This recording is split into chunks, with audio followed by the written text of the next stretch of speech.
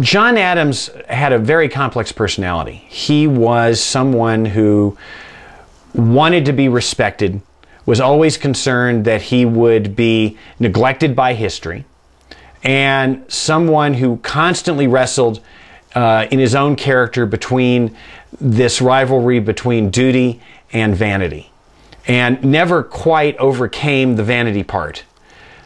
So his legacy has been tainted over the years by his actions once he occupied the White House. People, if they're taught about John Adams at all, are really taught the Alien and Sedition Acts. And the Alien and Sedition Acts are definitely a black mark on his character.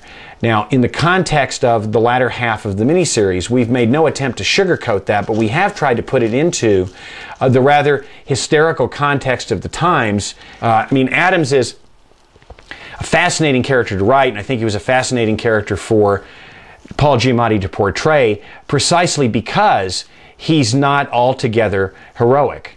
In fact, he's seldom heroic. The heroism sort of comes as an adjunct to his belief in civic responsibility.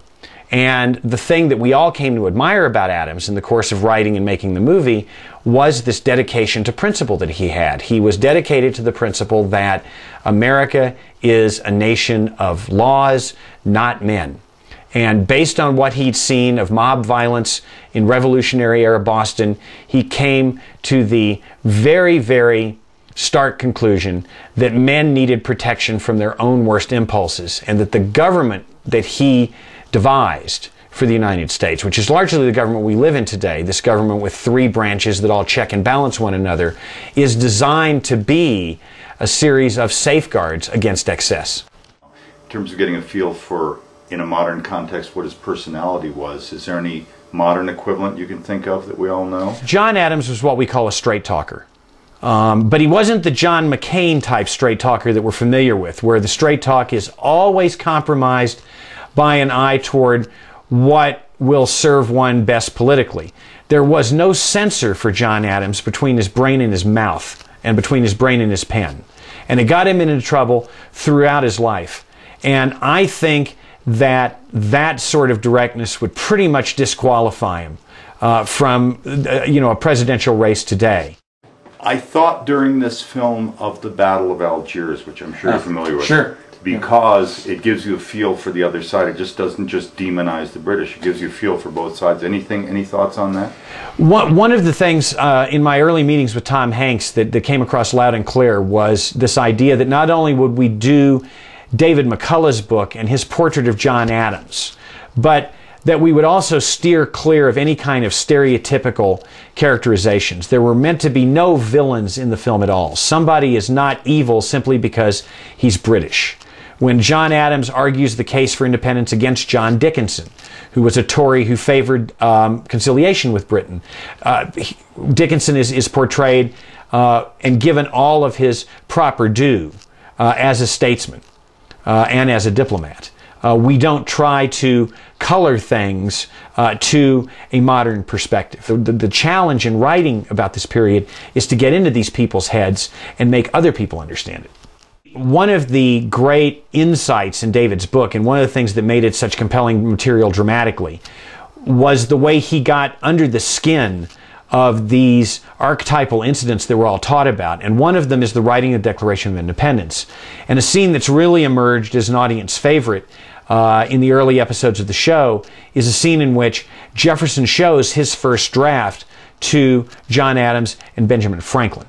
And this is a scene that actually happened. We don't know what was said, but we do know that at least one outcome was that the famous opening line of Jefferson's declaration about truths that we hold self-evident actually came out of an editing session between Jefferson, Adams, and Franklin, in which they went through the text and started to parse every word and come up with improvements. And in fact, the Declaration of Independence as we know it comes out of a 2-day debate in Congress with over 80 emendations. We were not in any way an organized country. We were 13 very contentious colonies who were forced to unify against a common threat. And that was a painful process of separation from England. Remember, we weren't Americans as we know ourselves now. We were British Americans and thought of ourselves as British. We spoke like our brothers in London. We had the same customs. We had the same etiquette, all of that. So this was a very, very difficult process for this group of men to get together and essentially declare us independent at a time in which we had very few things in our own country that we could rely on. We had no army. The army had to be formed. We had no ships. There was no manufacturing in America. All of our goods were coming in from England. So we took on hardship and deprivation as a result of that decision. And Britain, I think, was right in assuming early on that the war would be quick, swift, and devastating to the rebels. And it proved to be anything but that. Sounds familiar, doesn't it? Yes, it does. Yes, it does. There's a lot of there is a lot of resonance in the story of John Adams with current world events. I mean, the one that comes to mind, obviously, is the fact that John Adams makes his reputation and essentially stakes his career on his defense of the British soldiers accused of the so-called Boston Massacre, and actually wins their acquittal. And at the time I was writing that particular episode of the show, which is our first episode, there was a lot of heated debate in this country about whether or not detainees at Guantanamo, accused of terrorism, should in fact be represented by American attorneys. And indeed, if an American attorney chose to defend one of those detainees, should that attorney himself be held up on treason charges? The feeling of revelation I had when watching this about getting a feel, getting the immediacy of what a heavy, difficult time it was, and a heavy, difficult decision. I think the word is the word for the show is immediacy. We strove throughout the production process to make sure that these incidents were unfolding in front of the cameras as though they were happening. It can be called, for want of a better term, a semi-documentary approach to history, and it really deals with this whole issue that we think of things in the past as being somehow ossified, and little like Jurassic Park samples in amber. And that's not the case. For these people, it wasn't history, it wasn't the past, it was the present. And so the movie unfolds in a continuous present that hopefully gives a modern audience some sense of this improvisatory nature of independence, and how at any time in this process, the history of America could have turned out very, very differently. David McCullough and I actually have become really good friends over the course of the 5.5 years it's taken to get this thing from script to screen. And David has been an enthusiastic supporter of the film. He accompanied us throughout this entire 2-week John Adams Magical Mystery Tour that we've just completed on the East Coast.